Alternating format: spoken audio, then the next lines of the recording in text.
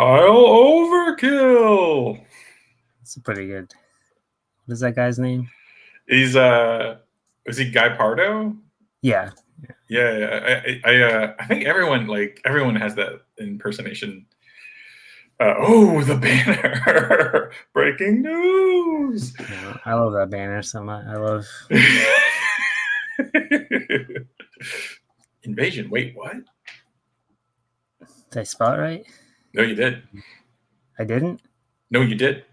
Oh, okay. Oh, okay. No, dude, you're a professional. What are you talking about? Not according to the last email from my editor. I'm not happy. But it was the last minute. I was like, I'll get the interview in there and you figure out the rest. You're responsible for the capitalization and typos. It's less of an issue now because we're recording live, but we're recording this on March 11th, which I believe is many news outlets are hailing as the anniversary of the pandemic, or at least the anniversary of the lockdown. I think this is when when the NBA stepped in and was like. So I think of our podcast, not Pages and Panels, which has gone on for years, but our podcast in the Pages and Panels cinematic universe as being a pandemic podcast. Because didn't we start kind of around when the what it must have been. No, we were before. I mean, roughly. I mean, that's kind of when we were. I think going hot and heavy was probably around then. Oh yeah, maybe so. Maybe I have that wrong. Either way, happy anniversary to us. Yeah, us and the pandemic. Cheers. Although, it only took a full year to get like the most meager of assistance to us, so that's great. Yeah, like USA is a deadbeat dad. Will not pay child support. Oh yeah, did I lose you? Did I fall out? Oh no, you're there. Okay. I type at the same time. I can't handle. Sorry. We know we are mid-invasion, so all sorts of hijinks can be going on. Oh wait, now are you here? Yeah, it would be very awkward if an actual invasion happened.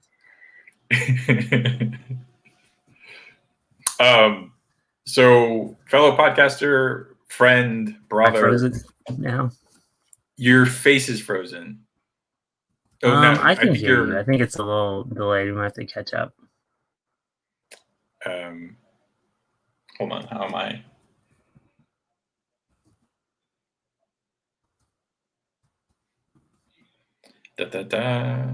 Does the audio delay, or? It's not the. Let me see if we're caught. I think we're good now. Okay. Yeah. I think every so often it will get off track, but gets buffers. Yeah. So, podcast colleague, friend, brother in arms, I have a question for you.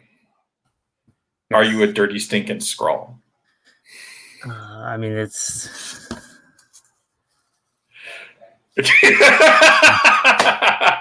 No, not at all.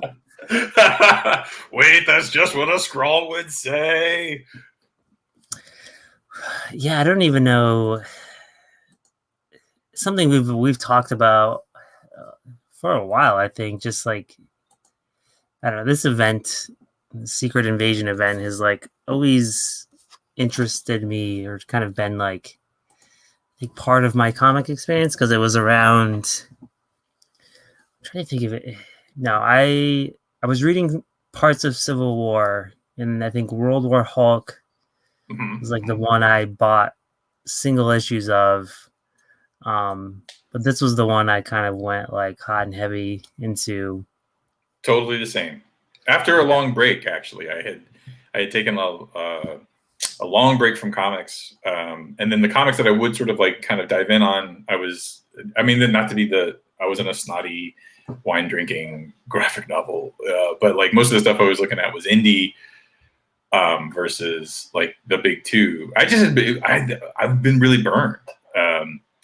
So I checked in on a little bit of Civil War. And then it was not Secret Invasion, but the New Avengers, which kind of pulled me back into reading a monthly book. I was really kind of having fun with the New Avengers, and the point at which I jumped in was what we'll talk about today. It was like the hijinks with the hand and the big reveal that fan favorite character was not who we thought they were. And then so I was there for the ground floor and the ramp up. And I think, like you're saying, man, the ramp up to Secret Invasion was flawless. Yeah. Well, I think that's where, so for our conversation, I know this time we're going to kind of do the pre-invasion, the prelude. Then we're going to talk about the events, and maybe we'll do a third one on kind of a wrap up and some Dark Reign stuff, because I feel like the event kind of breaks into those three parts, not only in the actual event arc, but the quality of or my interest and what I wanted out of it. Although while we were doing the research for this episode, I had forgotten that a bookend, or not a bookend, a coda to this was the War of Kings, which I did. Yeah, I did dig. I thought that was. I thought that was a nice. It was a nice. It took a main plot point from the story and then broke it off in a new way that was great. And I love those guys, Abnett and Lanning. I love their sci-fi portion of the Marvel U. Yeah, and I think I don't know how we said kind of history with it was that I don't remember if I didn't know about it until what is that? What is the New Avengers one? It's 31, right? I think so. Hold on, I have it. Yeah. Yes. Yep. So I was trying to find any sort of coverage online prior to it, because at that point, I was reading comics and I was occasionally checking CBR or something, but I was nowhere near where I'm at now, where a year out we know things, and I don't know if that's what the I don't know if what the landscape of comics was like then. I can't remember. I know for me, and maybe it was because I was on the fringe and I was just getting back into it, I was reading speculation stuff, and I was reading Bendis interviews where he was hinting at things. So I went and reread all of New Avengers. I read Mighty Avengers. I read Avengers Initiative. No, not Initiative. What was Academy? Academy. Yeah, and I reread Civil War, Secret War. Let me ask you, do you want to, because I feel so much of this, I feel this is the Secret Invasion is the turning point where the debris from Civil War got kind of I feel the first 20 some odd issues of Avengers, New Avengers, is them even throughout half the stuff we're reading in Secret Invasion, it's the fallout from who's on what side and blah blah blah blah blah. And it feels after this, that are there's this sort of weird redemption, not a redemption arc, there's a weird double heel turn for Norman Osborn. The question of who's on what side isn't a big deal anymore. But then this new issue of who is evil, who is not evil, starts to become a bigger the focus shifts. So do you want to do you think there are any salient points from Civil War to just set the table for what's about to come?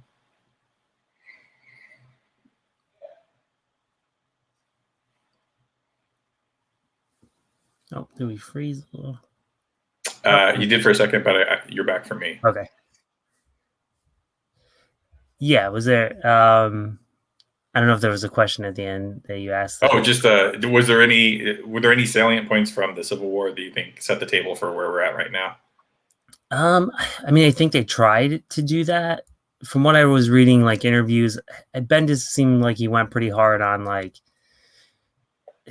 trying to make sure fans didn't feel like upset with Secret Invasion, like, oh, we were undercutting Civil War, because like you could easily then explain Civil War away with the idea that like Tony was a Skrull the whole time, and it's something Yeah. they touch on in New Avengers and Mighty Avengers, and like I think he kind of hammered home like, those events are what they are. It does feel like I don't know. It feels Secret Invasion feels like a quick fix for Tony.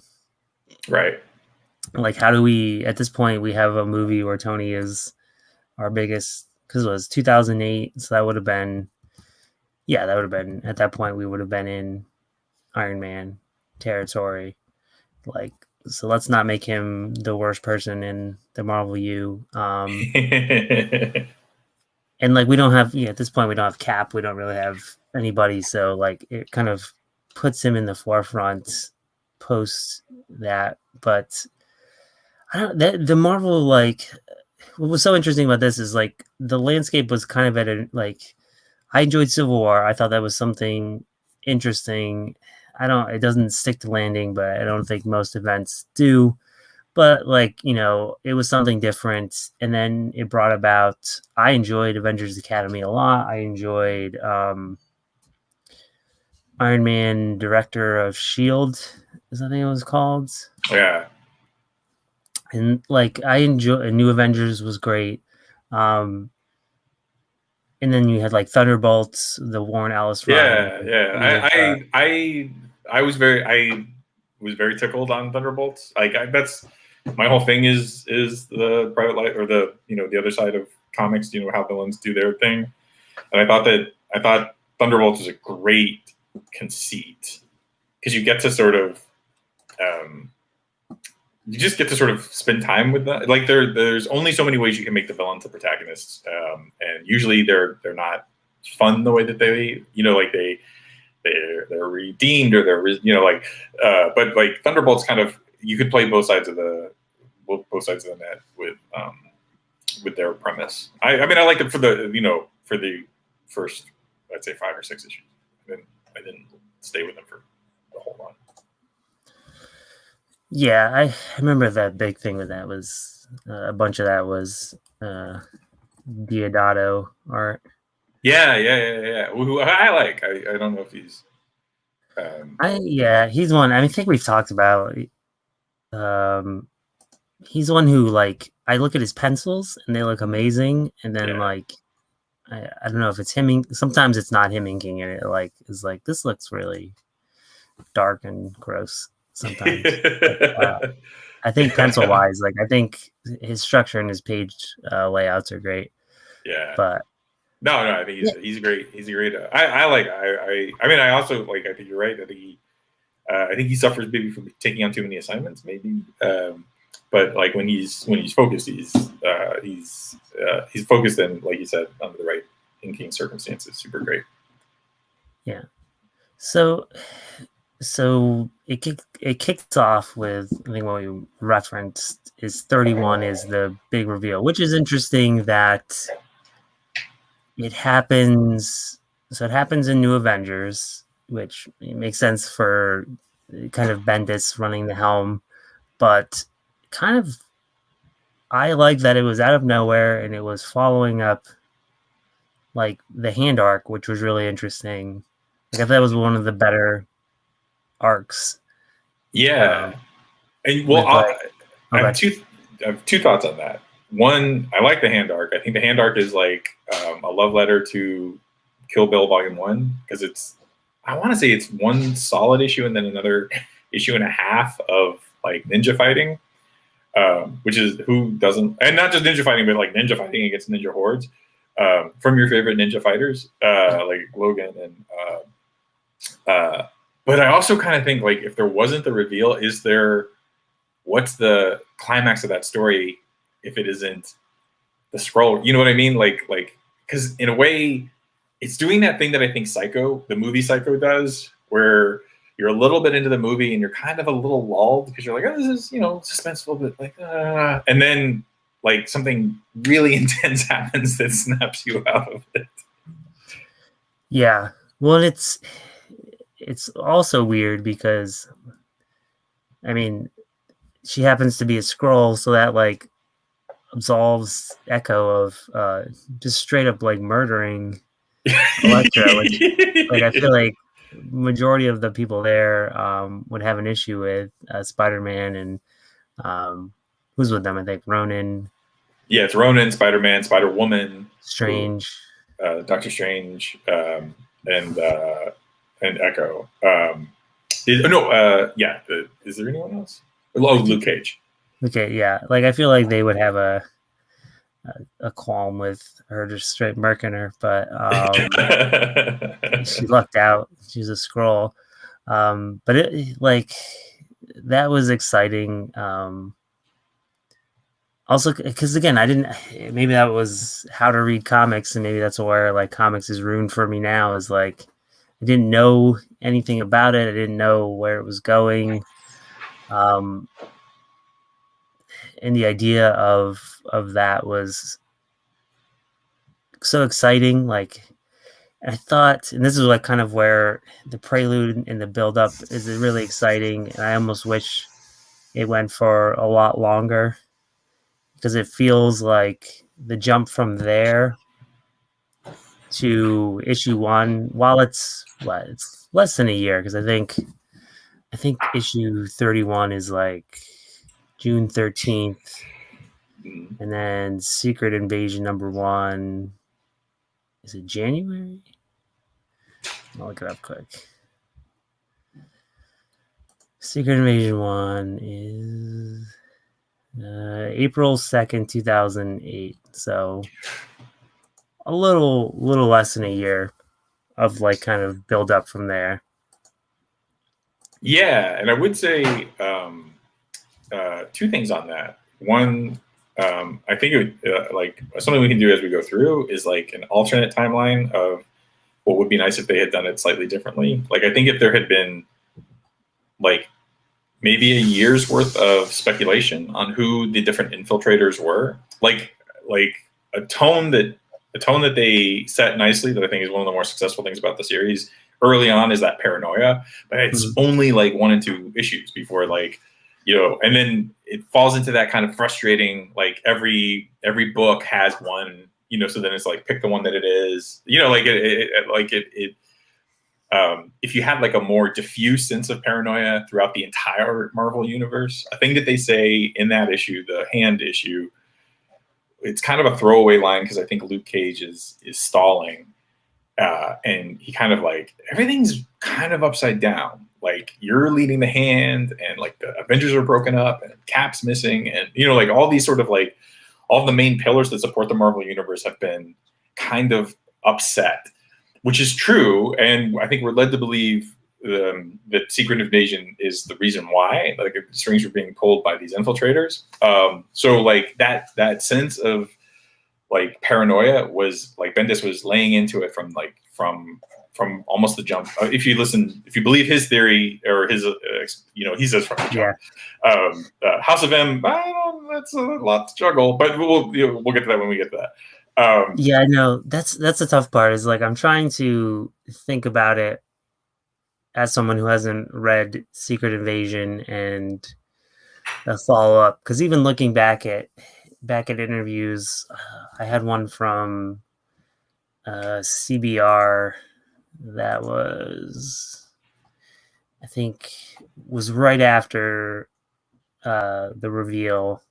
Yeah, so 6/14/2007. So this was like the week 31 drop. They interviewed him about it, and he's talking about they were asking him like, how long has this been in the works? And you saw glimpses of it in New Avengers #1 with a shadowy figure on the second page. I don't think they ever addressed it like that. I mean, again, that's jumping ahead, but like that was like the shit. Like I was like, oh fuck, like this, like okay, I gotta go back and read it. I gotta go back and like look at what everyone was saying, like who is like worth questioning, like what were they talking about, and he does like such a great job of kind of laying the groundwork for that. Like, so issue 32, the following one, when they're on their plane back and trying to figure out what to do with this scroll and like the next steps, and they're talking about how they can't trust each other, and they're kind of going through like you said, kind of, at this point the Marvel universe is like really weird, and there's like reasons why any of them could be scrolls, like even Wolverine calling out like, I could be one, like how many teams am I on, and like all that shit was like so interesting, and I wanted like more of that. I mean, again, we got like almost a year's worth ish. No, comics is good, but like I wanted like 5 issues of like them, not going to Tony and figuring out like what to do, what could it be. Yeah, and I think that I think that might have been the initial premise, that it would be, like it feels like the ambition of the series was maybe a little bigger than what they got to pull off. And they also, another part of it, like I think if you look at it in the hugest sense, where you have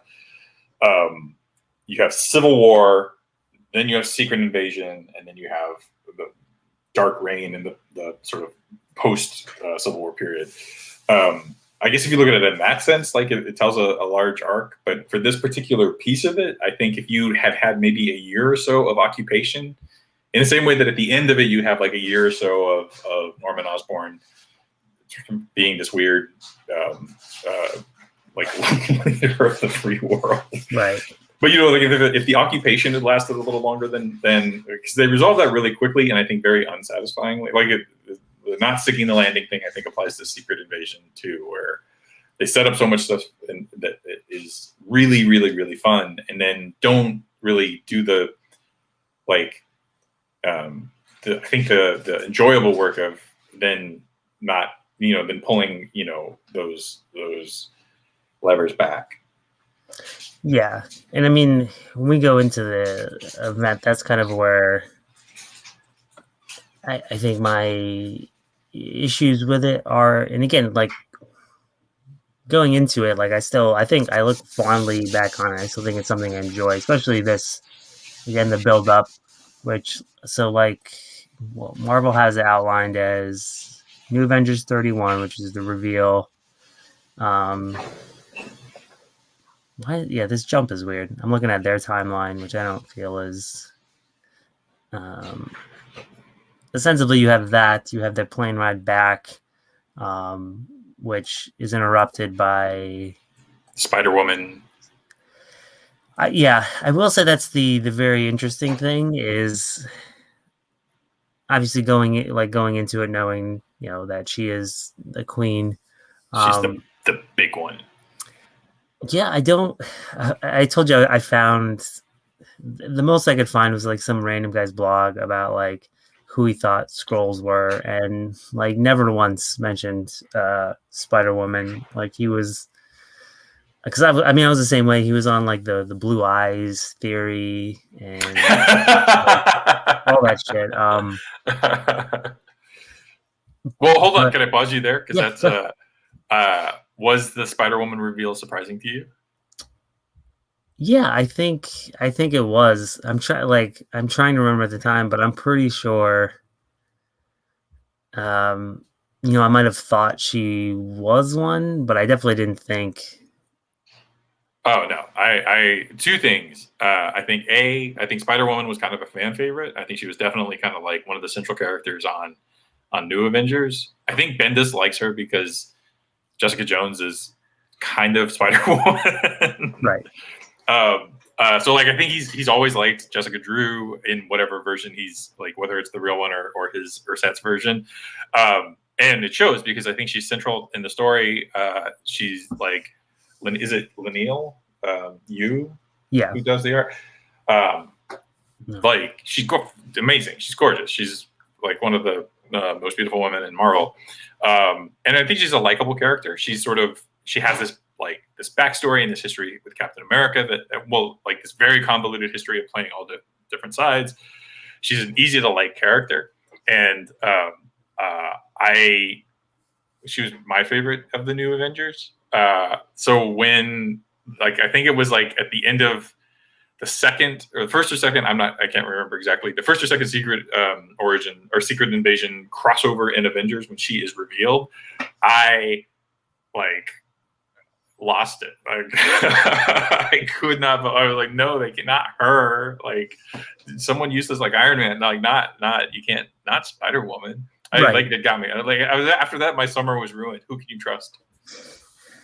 And I think that's like one of the best reveals, is because I think the way Bendis plays it is he almost plays against like his type or his like style, where I thought it was going to be a story written through her, like she was kind of be our person to follow in it, because I mean that's kind of when you're looking at kind of the prelude stuff, like her being a part of that and then making the decision that, you know, we have to take it to Tony, essentially steals the body and takes it to Tony and joins Mighty Avengers, like flipping sides, which like looking back, like, oh shit, okay, that makes sense. Like, but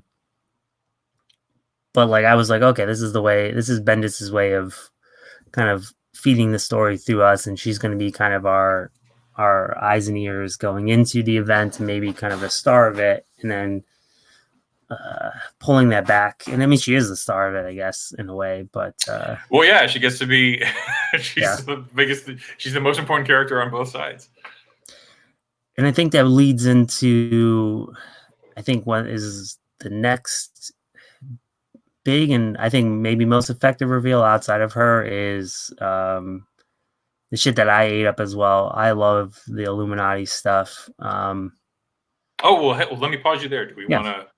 So the timeline is, on a hand adventure, the Avengers, the new Avengers, the subgroup of Avengers who did not join up with the Mutant Registration Act or whatever it is, superhero registration order, they have the body of this Skrull that for whatever reason Logan can't identify. Like with his super enhanced senses and smelling, he can't tell the difference between Elektra and this Skrull. So they are not sure what to do with it and begin to worry, like, oh, this could be bigger than just this one rando. Spider-Woman takes off with the body, and does that tee up? She takes the body to Iron Man, and then Iron Man takes it to the Illuminati. And Kyle, who are the Illuminati? Yeah, and Illuminati are Elon Musk. No, it's Tony. It is and then that, like, as someone who's like super into like conspiracy stuff, like I love the idea of the Marvel having that, but it is ostensibly like kind of the major players of like kind of each house Marvel. So it's Tony Stark, Professor X, Namor, Black Bolt, Doctor Strange, and Mr. Fantastic. So you kind of get like major players in all kind of realms of Marvel. If there was a Trivial Pursuit piece, they're each of the different Trivial Pursuit slices. Yeah.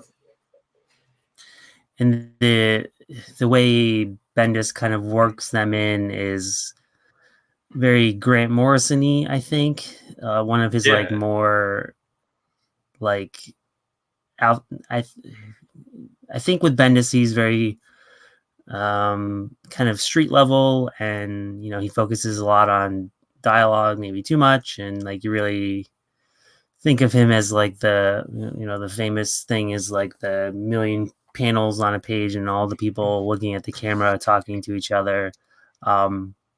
So I think Illuminati is like one of his most unique things outside of, like the Ultimate Spider-Man stuff, where really taking the Marvel history and kind of working that into a story. So like post Kree Skrull War, the Illuminati, or at this point, those at that point makes sense. Like the heads of kind of the big people of the Marvel U at that point get together and go confront the Skrulls, tell them like, back off, like Earth is, under our protection, don't do it again. And I think what they end up escalating it, and they blow up, or no, Black Bolt blows up essentially a majority of their fleet, correct? Yes.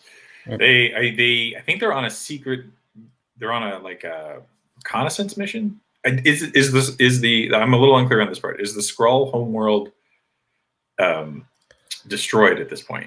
I don't think I think it's later where Galactus comes. Because I think they infiltrate the Skrull homeworld. I might be wrong on that. And then they get caught. And when they're caught, each of them are experimented on. And what we don't, I think, fully realize is that through this experimentation, Skrulls are developing a better, more effective way to impersonate, particularly these Marvel humans.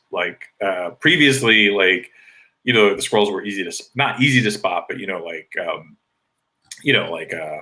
couple easy tricks, and then they would rubbery face back to being Skrulls. But these Skrulls were a conceit of the story is that they're undetectable. Doctor Strange can't detect them. Logan can't detect them.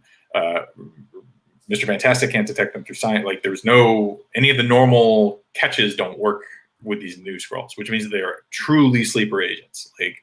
There's no way to go around while we know that they're out there and start detecting who they are, because they're undetectable, which is, I think, that's a Battlestar Galactica idea, but grafts on wonderfully into this with these characters. Right. Well, and I think an interesting idea is, so the big thing, I think that's issue 1 of Illuminati, which I think is a great issue. Totally. It's the first issue of Secret Invasion. I don't they call it Illuminati 1, but it's the kickoff. It's and what's interesting about that is it doesn't really when you read that, it doesn't play as that's something. Again, when you got to that point, you can look back, that was really interesting, where you could see where that was going. But so it kind of ends where they escape, and the Skrull King or Emperor or whatever, hinting at we got what we needed from them, and then they don't touch it for 4 issues. But kind of what you're talking about, the undetectable stuff is obviously kind of a story conceit which is needed, but a cool idea is that they explore later on, and probably my favorite thing out of Secret Invasion is the Captain Marvel. Is it Brian Reed? Yeah, Brian Reed's writing on those issues. Yeah, on the Marvel run. Yeah, I think it's 4 issues is so good.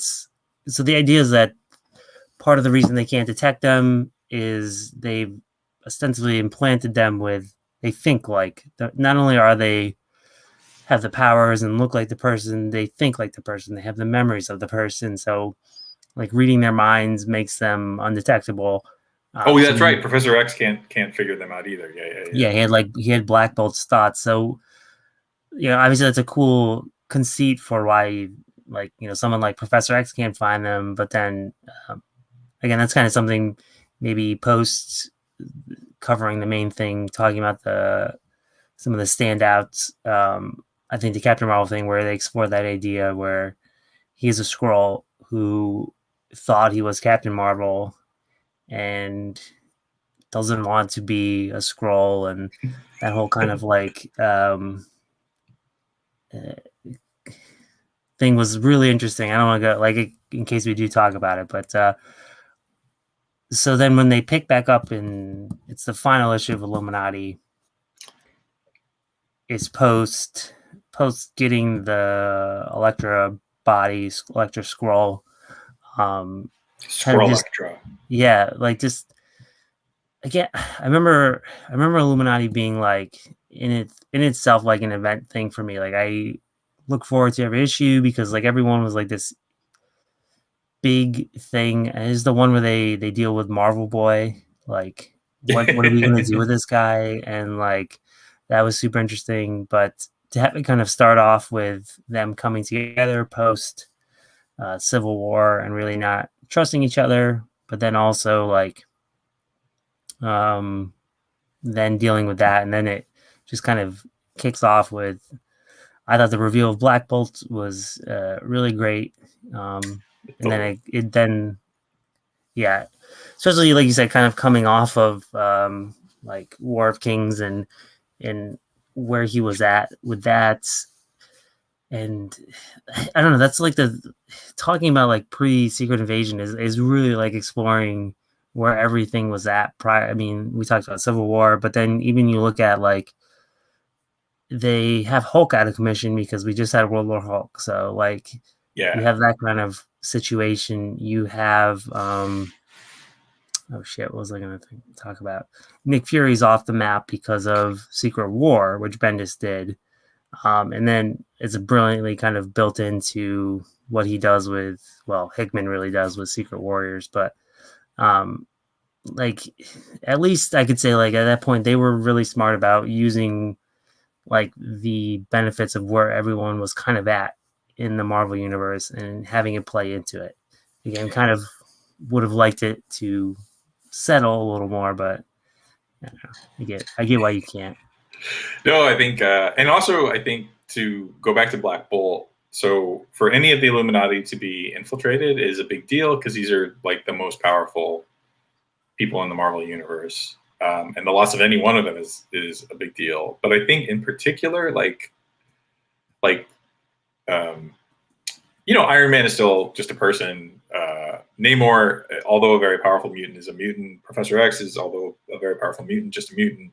But like Black Bolt is more akin to like a god. So for like, in theory, one of the biggest and most powerful of them to be the one that somehow the Skrulls were able to abscond with, like that was like, because like they're sort of all hashing it out. They're sort of discussing why they can't trust each other, and they're also trying to figure out like, hey, whoa, what is this new problem? These are Skrulls we can't figure out. And then in the midst of this, Black Bolt reveals himself. Now, the Skrull that infiltrates Black Bolt is a Super Skrull. Is it the Super Skrull, or is it just like a I can't remember which one he is. Yeah, I always forget because I don't even know. The Super Skrull does appear in this, but I don't think he's never in the direct story. Yeah, he's not and also I think the Skrull. I don't think so because Namor kills him, right? Yeah. The Skrull itself. But he's got Super Skrull powers where he's got usually they have the four Fantastic Four, like one arm's on fire and the other's a thing arm and blah blah blah. I think he had a little bit of that. But in either case, we get the drop that Black Bolt has been infiltrated, and it's more sinister. I think it's great. It's a great escalation because sort of the reveal with Elektra is, oh, what's going on with these Skrulls? And then that gets oh shit, it's worse than if it can be Black Bolt, it can be any. There's no corner of the Marvel universe that isn't susceptible. The Inhumans are on the moon still at this point. Yeah, because they get. I think once the event kicks off, that's one of the places that gets attacked. There's right. A series of attacks that go off. Because part of Secret Invasion, I think the Inhumans tie-in is Medusa looking for Black Bolts. Yeah. Yeah, and that's kind of them laying the seeds for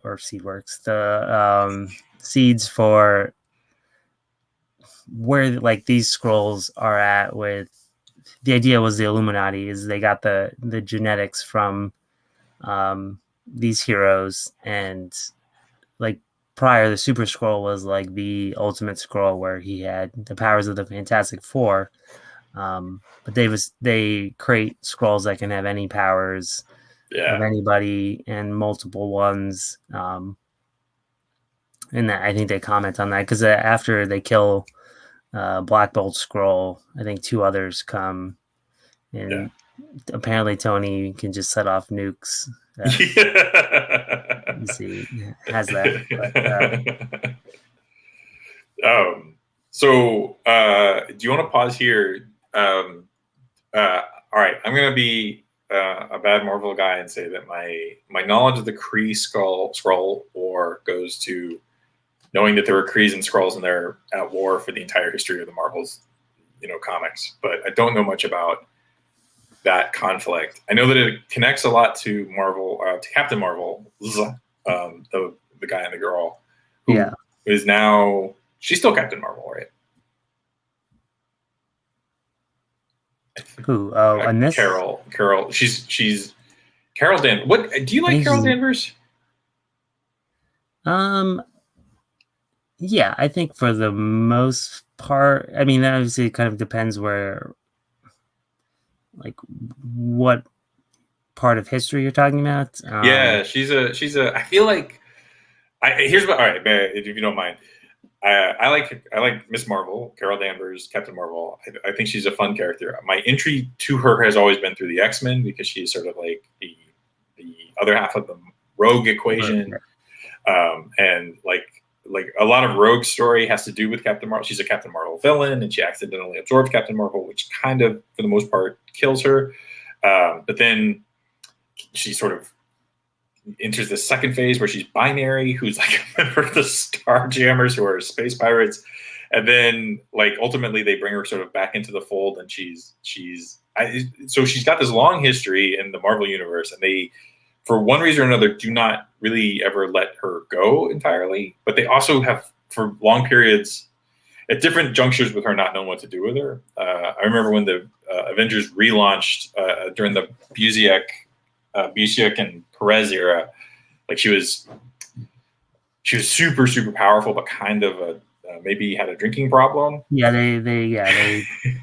she had a drinking problem, and they essentially kicked her off the team. And she's insufferable to read.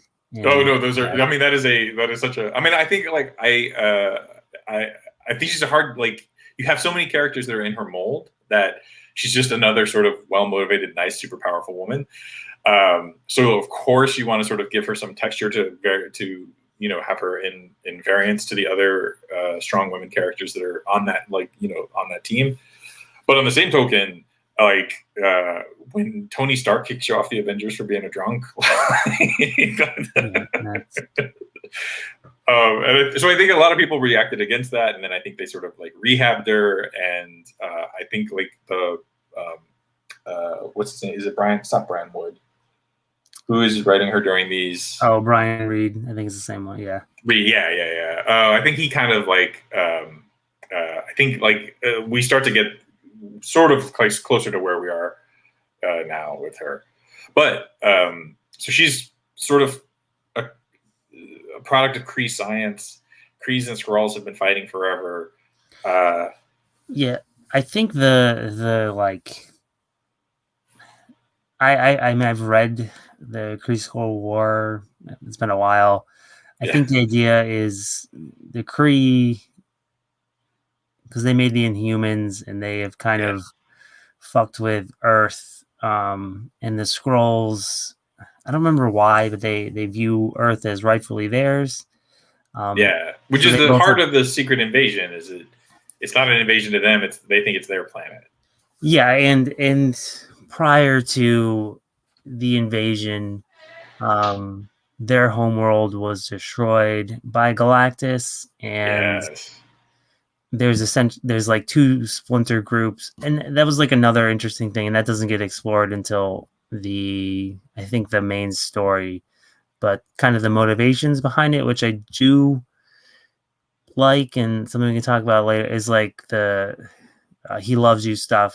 I was really into, and finding out that it isn't like the Skrull race. It's this like super orthodox sect.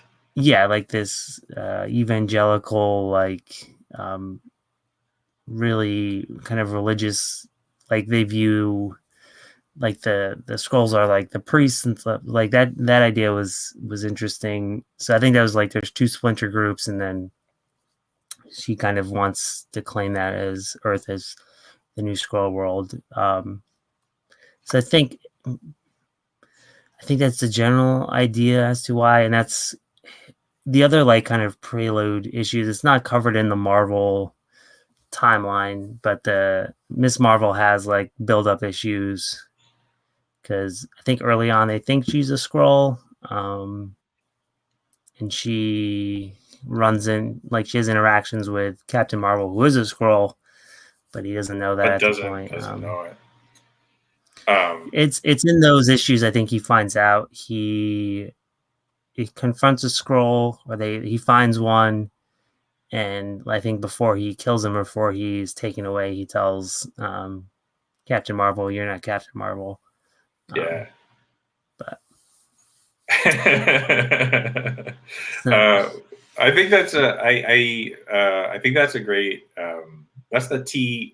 Which Terminator movie was it? Was it Genesis or maybe T3? Where the guy doesn't even know he's a robot. that's Salvation. Is that it's the one in the future? Yeah. Right, Yeah. with Christian Bale, where he's just yelling the whole time. Yeah. Yeah, I always love that kind of, because I think that there's a little bit of I think that ties into like modern anxieties, because I think there is like that TV show The Americans, where like you have splinter groups and cells that implant so deeply that they, like it's not like brainwashing exactly, but they it's like nesting dolls. There's a true version, and then all these exterior versions, and which is the accurate or the authentic version. I think that I think the 21st century is fascinated with two things, like artificial intelligence, and then artificial intelligence kind of points to what is humanity. And I think that this is a little less in the artificial intelligence vein, but it's definitely in the like what makes you true. Is it who you truly are, or is it this simulated? So speaking of Skrulls,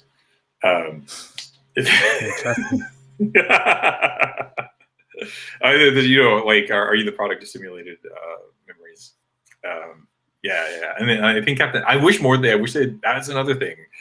In the parallel Secret Invasion, I wish they had maybe had a couple more, like within this sect of, because some of these people had been embedded for a long, long time. So if they had maybe had a little more, like, who are the people who have embedded and are kind of like, oh, I actually kind of dig Earth people.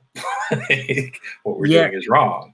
And I think I'm trying to remember. Again, there's the Marvel, there's the Captain Marvel. Captain Marvel. I think there is instances where there were people who, I can't remember if it was like a frontline thing, or maybe I'm thinking of, I am thinking of Invincible. I think that's it. Oh, right. I think there's in Secret Invasion. We for the preparation for this episode, we read a lot of the lead up stuff, but have not read. I haven't read yet Secret Invasion proper. I read it in real time, but I haven't done the reread on it. I thought I would save that for when we do that conversation. But so I can't remember exactly, but I thought like in issue 4 or 5 there was a small, either one or two people who were like, no, I'm not down with this, who pushed back. Is that right? I think so. I'm trying to like. I will tell you one omnibus that is not. Say this thing's not helpful. Is that the one that's just reprints of old Skrull appearances? No, this is the actual whole event. The like 1 through 6, or the whole event.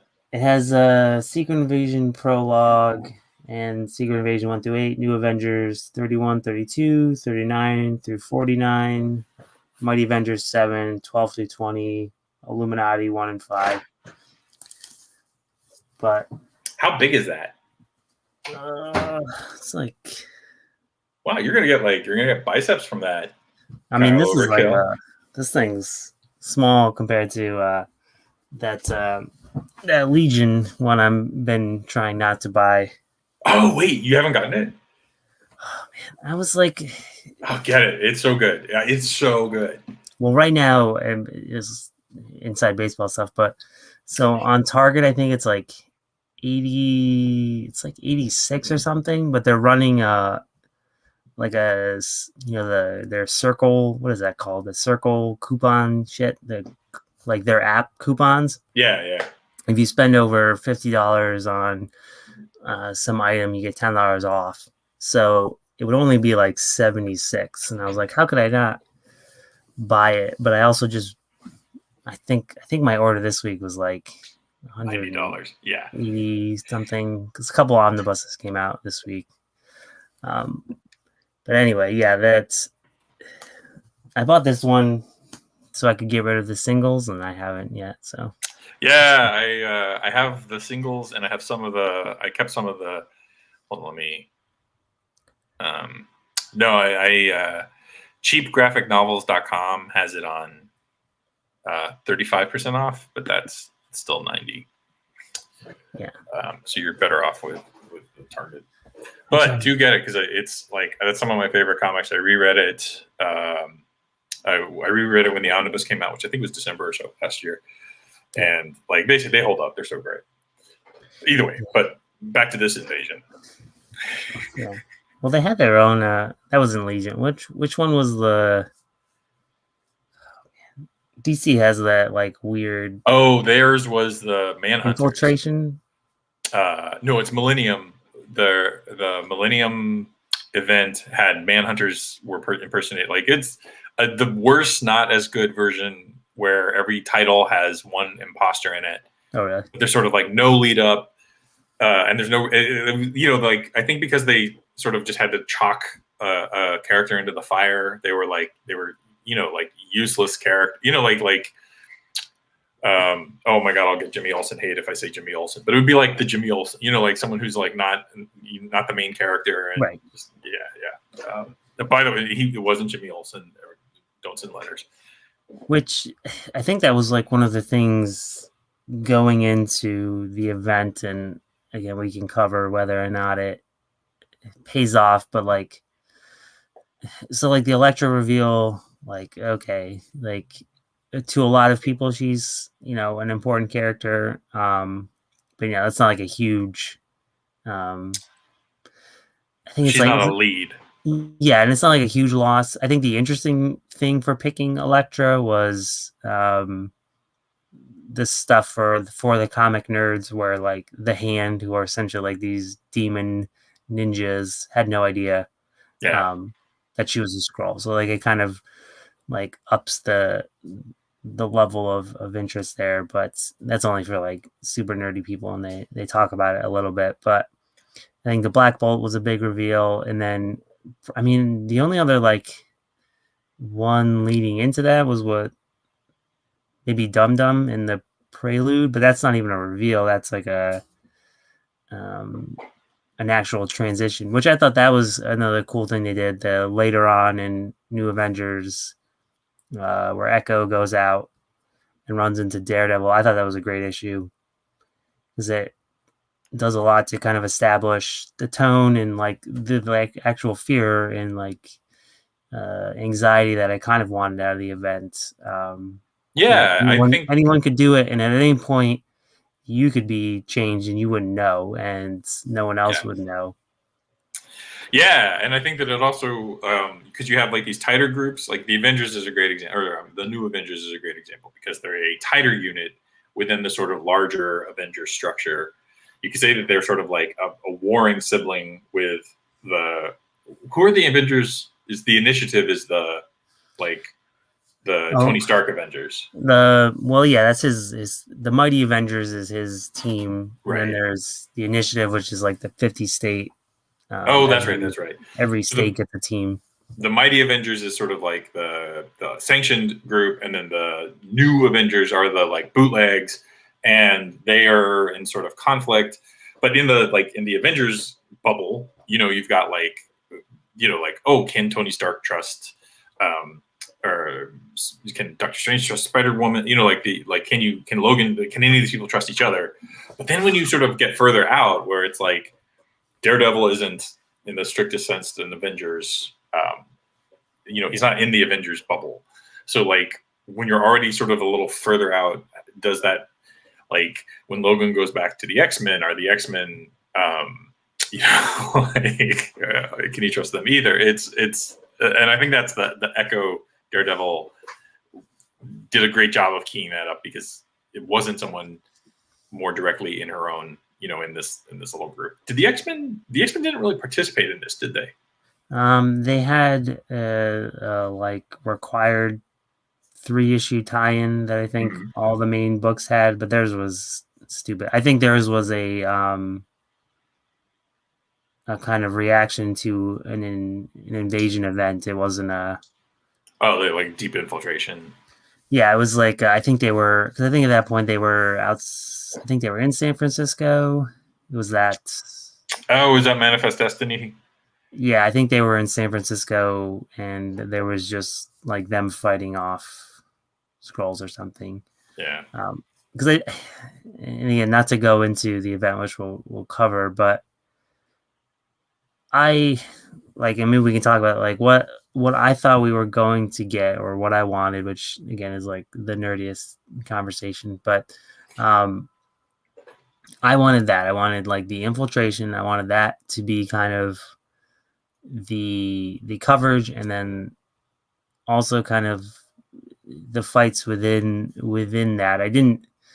I didn't foresee big battles in New York City and two teams standing at like, I think that is what it boils down to later, but like what I kind of thought was it was going to be like a slow burn, which I don't know why I thought that, because that's not going to happen.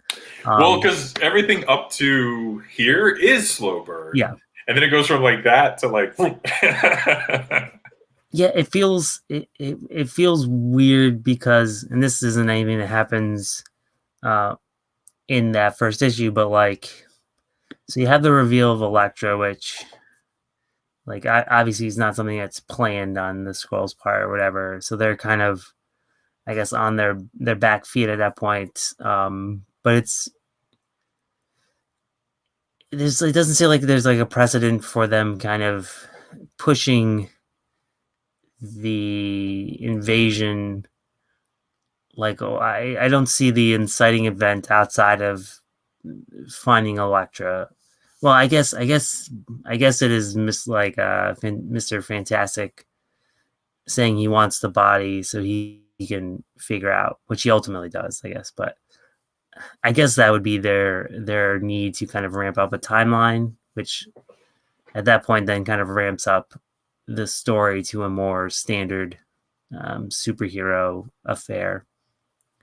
Yeah, I would say not to jump ahead, but I think the invasion, the strike, works. Like I feel like even if they had to rush the timeline because like the cat was out of the bag as far as there were Skrulls among us, but even on an accelerated timeline, they are very effective. So I kind of feel like if it hadn't been pushed up by maybe a month or two because of this reveal, like it was obviously very close, because they were very, very effective at what they did. In fact, I kind of feel like, we'll save that for the episode. But I do think that like the first half of Secret Invasion, it's difficult to imagine how they get out of it. Yeah. I hate. I don't know why I hate it, because like I read these books, and even like rereading this like Prelude, I got excited and it like put me in the mindset I was in. But like, so I hate like saying, oh, I don't know why so and so did this, but like that issue, I think if it's not 32, I think it might be 32. The one where they're on the plane ride back. Yeah. It's so great. Like it establishes so much tone. I mean, the interesting thing about it too is like Skrulls aren't really like I don't say well known, but like that's not something a lot of the characters don't see it as a huge, like Spider-Man can't really wrap his head around why this would be, you know, it is interesting because as you read it, like Bendis is writing the conversation you have in your head is like, Yeah, this is only one scroll. Does this, this could just be alone. I mean, you have Morrison has, there's 3 cows somewhere who are scrolls. Like, so like, there's that argument like, oh, like, is this something we even have to worry about? So like at that point, there's like seeds of distrust among them, but not necessarily like the need for this like heightens event. And then the only one who wants to heighten it is Spider-Woman. I wonder why. But like my thought is like, why, like by going to Tony Stark, it's that point he goes to the Illuminati, and that's like the kind of inciting event that really amps up the like actual invasion. Yeah. Well, I will say I think that's good plotting. I think on both counts, because I think by having Spider-Woman sort of behave in this way that, like, by having the fan favorite behave in a way that makes them slightly suspicious, you kind of like, oh, that's a red herring. It's obviously not going to be her. So it sort of protects your reveal. Like right. You would maybe think like, oh, you know who I bet it wouldn't be? I bet it wouldn't be Spider-Woman because she's everyone's favorite. And then like, oh, that's of course who you make it. But then you're like, no. Now she's doing crazy stuff. Obviously, it's not her. So I think hats off, the perfect choice. I was deeply hurt and wounded and had trust issues for years after that. But I will say, Bendis, you made the right choice. But then her taking it to Black Bolt, her taking it to Tony, I don't quite understand. But taking it to Black Bolt is the way. Like the plan is, Black Bolt kills them and takes the body back, and then nobody knows. So it kind of like it's a. I think it works within the framework of the story that they're trying to tell. Like it doesn't seem like it's a gaffe on her part now that we know. Once we know that she is the orchestrator and she has to do something. Like I think it's watertight for me. I don't think that's like a plot hole. Right. I don't think I was thinking. Yeah, I don't think I thought of. It's a failure on the part that Black Bolt Scroll doesn't succeed. Like if he succeeded, which is what they wanted, and every reason to think they would all be dead and no one would know anything. I mean, up to Tony exploding small nukes. They would have if they had not, like he says, I don't think they know that I can do this, and now they do. If they hadn't had that sort of like ace in his hand, I think things might have gone differently for at least. Yeah, because I like the those 2 issues because both the 1 and 5, because they just show off like how inept like Charles Xavier is as a superhero. Like, he's fucking useless in those issues. Like, but. I don't think I thought of it that way. I think that is an interesting point. And I do think the making her so obvious, like when I was reading it, I don't ever think I thought she was a Skrull, but going back and reading it, that issue where the plane crashes, and there's the Skrull laying on the ground, and you see her shoot. Was it Luke Cage? Oh yeah. I was like, oh, they revealed that early that she's a Skrull, and I was like, oh no, it's she wants to take him to that, and I was like, oh shit, like that is like it's such an obvious thing that it ultimately is like, no, like that, she's not a Skrull. Like why would that would be shitty writing, and it's actually really good writing, I think. Yeah, no, it's Olympic level. Which is I know that we keep saying this. I think I'm of completely the same mind. I think up until the first half of this, I love, and then the second half, it's not that I don't like. I think it's still a satisfying story, but it's such a more interesting story than the sort of like another epic alien battle in New York, which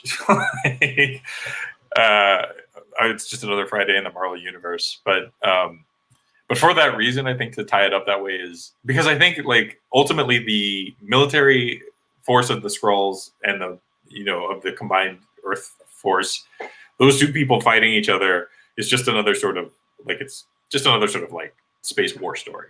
It's Avengers 1. But this sort of like infiltration from within, and the thing that they sort of are hinting at, which is that by removing key elements and by manipulating the puppet strings, you get what you want in a more effective and bloodless way. That's just such a more interesting story. And then I will say, well, no, I won't say. I'll say that for the next one.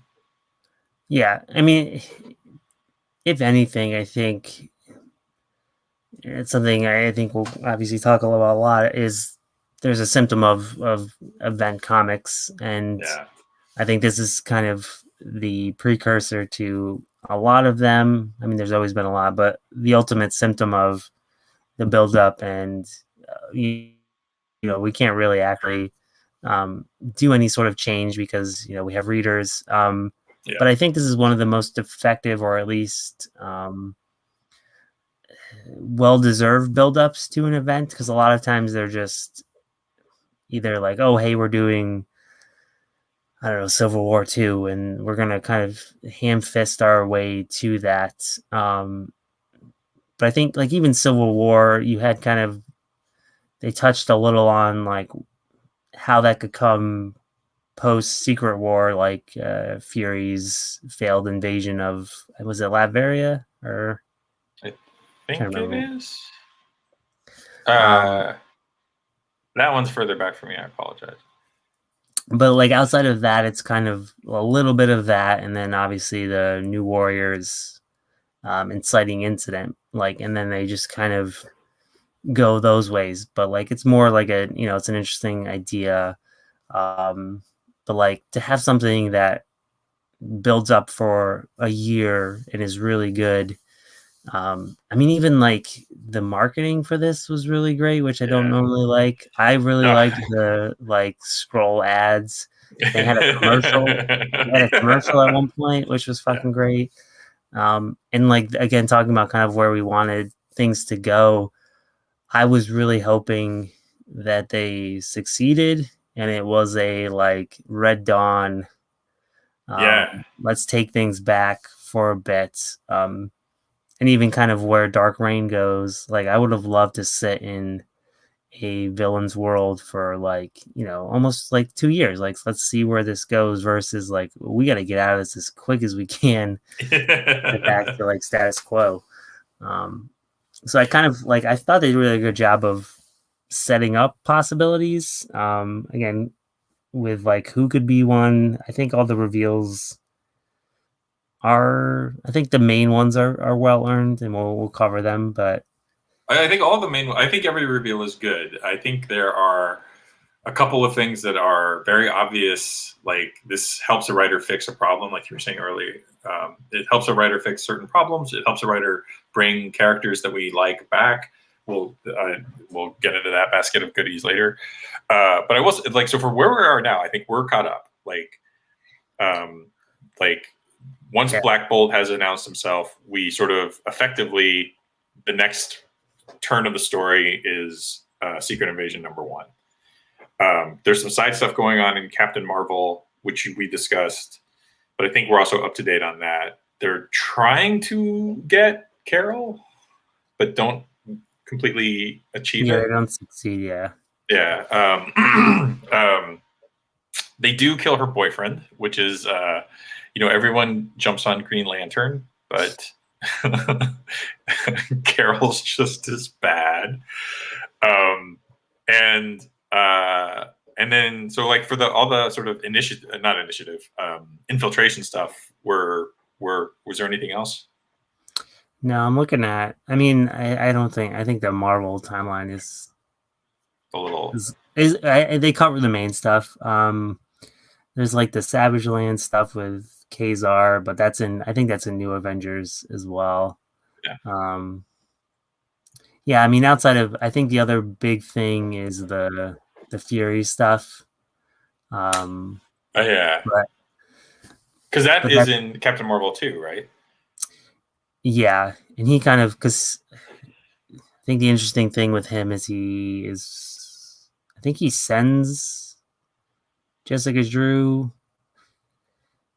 I don't remember. I know like he was working with her at some point on something. So whether or not he knew, but I don't know. As a huge Nick Fury fan, I was very excited that this was kind of a like awesome event for him and to come out, and I was like ready. I was ready for him to take it back, but it's not work out for him. Bad news for you, sir. Yeah. So I would say, like, at this point in the story in real time, this is kind of the most. This is great. I think we're starting to see, like you were talking about the marketing. It's starting to look like, oh wow, this is like it's a thing. It's a thing, and they're committing to it. Like you had said, I think events were built around. I think DC has done a terrible job with events after having maybe done the best one with Crisis, and then everything after that has been a series of disasters. I think bar none. I might be wrong. Yeah. Well, I think Marvel does the opposite and they fail in the other ways, but like DC seems to try and build events around a character or a group and then out. So like the one I enjoy, I'm trying to think of recently, is maybe Blackest Night is probably the closest, but that's more just like a like horror story set within DC, but it's not like a like earth-changing event like they did with Infinite Crisis or anything like that. They try the Crisis stuff all the time, which they either do like big stuff or then they do like Identity, which is what it is. Yeah. I would know. I enjoy Identity, but I think it's a fit. Like, I think it's a weird. It's a like. I think if Identity Crisis had run like in issues like 12 through 17 of Justice League, you'd be like, "Wow, that was really good." I think as an event, it sort of it magnifies too small the stakes of something, and then the like. That's for another episode. But I will say that no, I'm sorry. This is a slam on them. I don't need to slam anybody. Everybody's doing good. These events, obviously, people love them. So they keep doing them because we love them. So we have only ourselves to blame. But I think event fatigue is real, and I think like a lot of events on the just like when you sort of get a whiff of what's coming, you're like, oh no. And Secret Invasion just wasn't that. Like it wasn't sort of like I think it was like this seems like this seems fun and fresh, and I think the direction the Marvel Universe was going in, like it seems like a huge swerve to be like it's Skrulls, like that just didn't seem like it was in the plan, even though it seemed to have been, and was such like a delight because it was also Skrulls in a very non-corny way, like I think they just had done such a good job of setting the table, and I think like in that sort of like, do events work or not? I think is Secret Invasion the best one? I don't know. I like House of M. It's hard to say, but I would say that I think they're both pretty phenomenal. Yeah, and I think Secret Invasion was one where, at least for the events outside of kind of the Avengers titles, everyone participated, but it was within those like, I like when they do those like 3-issue like things where it doesn't really affect, like usually it's not even the same writer. It's like a B team writing these 3 things, and like they may make good stuff, and that's something we've talked about a lot. Is like I enjoy when people like having to write an event tie-in isn't an excuse for writing a bad story. Like if anything, that should be an excuse for like doing something different and cool. But at the same time, like I like when it doesn't, if you're a writer who's, building this like, 12-issue arc, and all of a sudden you got to write 1 issue where like that, I can see it being difficult to make it interesting when it's really throwing off your stuff. But like, so having like, these tie-in series is a lot better, I think, because it's not disrupting it. But at the same time, I like it is like that syndrome where like events like, oh, I don't want an event all the time. It's going to ruin my stuff. But at the same time, I read comics because it's this like, or at least I read the big two because it's a large interconnected world of superheroes. And I like that all that stuff deals with each other. And like, Spider-Man can be swinging down the street and see Wolverine. And like, I like that shit. So I obviously want events that are going to affect everything. So, I mean, like I want everything, but I don't want everything because. Well, also, yeah, like 10 and 15 years into the game, you want it to be something that's sort of fun and fresh and makes sense, and it isn't just sort of another like, oh, this villain is now super powered, and now Apocalypse is a problem, or now like, and I think that's like, I think it was just super super fresh. Like it was just it was a real fresh take. I was thinking characters. That Simpsons episode where they're test screening the Itchy and Scratchy. You know that? Is that the one where she gets them banned? No, it's the one where they're like, I think it's the one where they come up with Poochie, and it's right. The idea that they're asking the kids what they want, and they're like, so you want like a grounded, down to earth, real like problems that you deal with story, and they're like, yes. Now, who would want like Itchy and Scratchy to go on like crazy adventures and like detached from reality? And they all raise their hands again. And they're like, the guy's like, so you want this, but you also want this? And they're like, yes. Like, okay. Like, I feel like that's how I am with comics, but I don't know. That's not my problem. Like you figure that out if you want my money. But yeah, leading up to, I don't think. Obviously, like, I would have loved it to like been a 2-year infiltration, but it's not feasible. So I think, given what they were doing, I think this was like an A+. I don't think you could have done it better at that point. Yeah, I think all said and done, yeah, story A+. It's the wishing it was longer. It's just wishing there was more of it. Like, right? It's like it's good. I want more of it. Yeah. And also, I mean, it does tease. I think. Although I don't know, because I feel like to a certain degree, I think Krakoa is the realization is we're going to do something that upsets the status quo, and you have to kind of roll with it, and we're not going to change it back in 6 months, and you just have to, like, sorry Avengers, you just have to work around this for the indefinite future. So like I think they're maybe getting to I think as editorial gets maybe a more of a handle on how these books are run, that becomes more and more possible. Also, as they get more siloed, you have less interaction between the two. And it's all, I mean, it's also think like, so Secret Invasion is probably the last time with Marvel outside of Secret. There's so many secrets. Secret Wars, I know, right? Is that it? Hickman? Yeah, Secret Wars. That's a little later. Yeah, but so like outside of Secret Invasion is like kind of like Bendis essentially like running the show for like Marvel. Like this is a Bendis event. I mean, the omnibus is called Secret Invasion by Brian Michael Bendis, and it's like, because he's writing Avengers, he's writing Mighty Avengers, and he really like this is kind of his thing, which is interesting itself, and like it says a lot.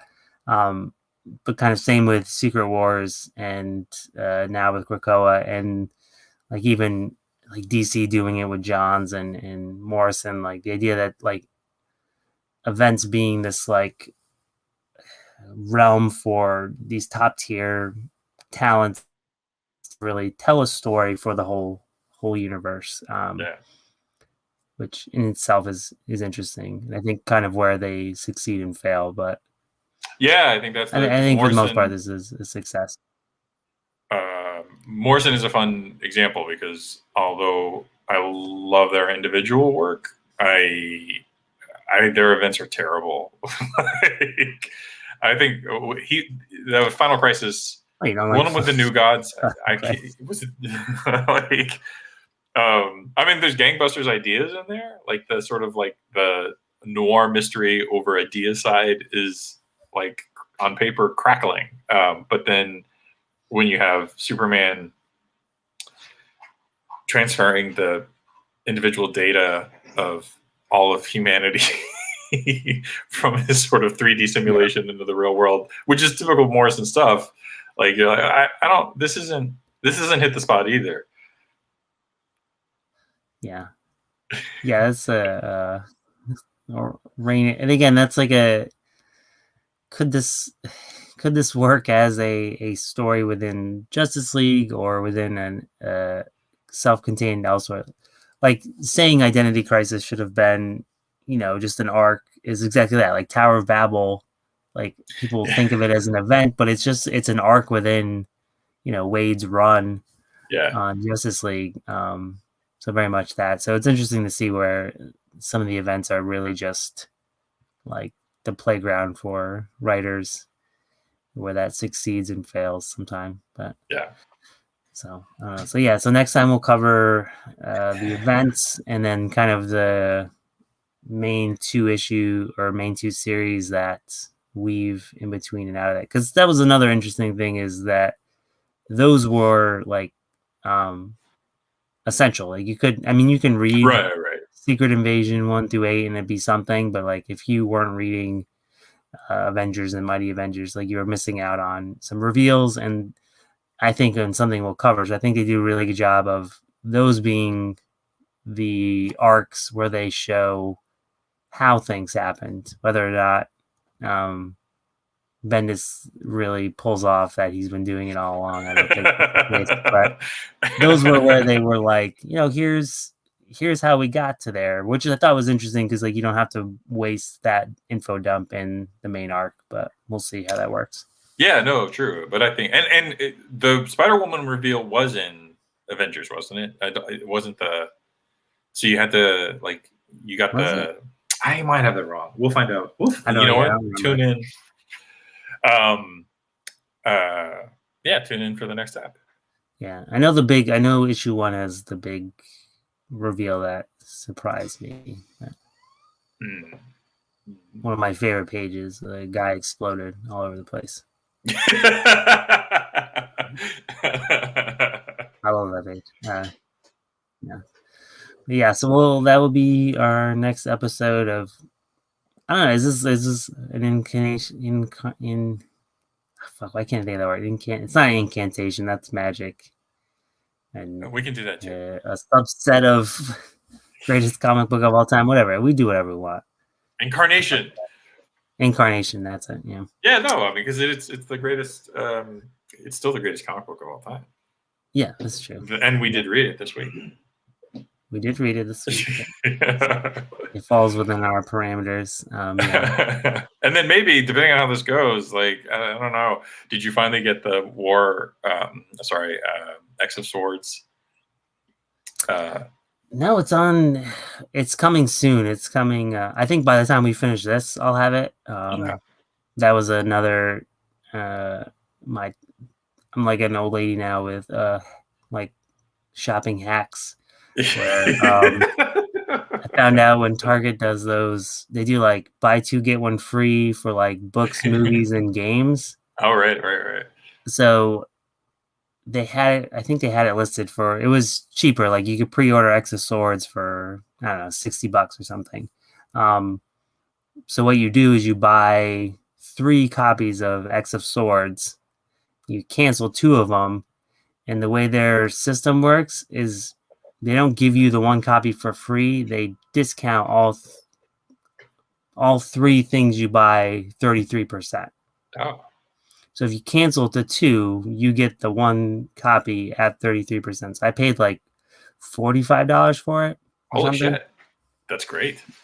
So I'm like an old lady on fucking beans. I got my honey loaded. I got all that shit. Honey sent me they're like, you're 600 points away from having a $10 coupon.